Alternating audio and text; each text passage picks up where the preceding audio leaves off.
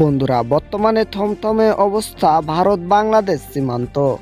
এই সীমান্তে ইঙ্গিত করছে যে ভারত বাংলাদেশ যে কোনো সময় যুদ্ধ বাঁধতে পারে। তাই এই ভিডিওতে আমরা জানবো ভারত বাংলাদেশ যুদ্ধ হলে কোন দেশ কার পক্ষ নেবে। তো ভিডিওটি শুরু করার আগে সবার কাছে একটা অনুরোধ, ভিডিওতে একটা লাইক দিবেন, আর যারা নতুন অবশ্যই চ্যানেলটি সাবস্ক্রাইব করে দিবেন।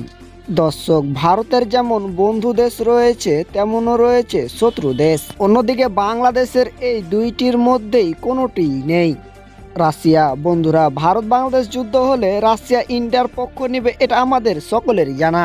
কেননা চলমান ইউক্রেন রাশিয়া যুদ্ধে রাশিয়ার পক্ষ নিয়েছিল ইন্ডিয়া।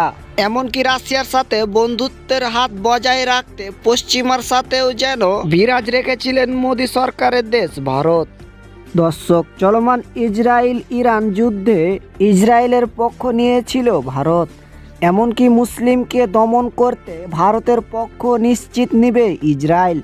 শুধু রাশিয়া কিংবা ইসরায়েলই না, পশ্চিমা দেশগুলো ভারতের পক্ষ নিয়েই যেন যুদ্ধ করবে। যেমন আমেরিকা, ইউক্রেন, ব্রাজিল, পেরু, এমনকি জাপানের মতো শক্তিশালী দেশগুলো। অন্যদিকে ভারত বাংলাদেশকে আক্রমণ করলে ভারতকে ছেড়ে কথা বলবেন না পাকিস্তান।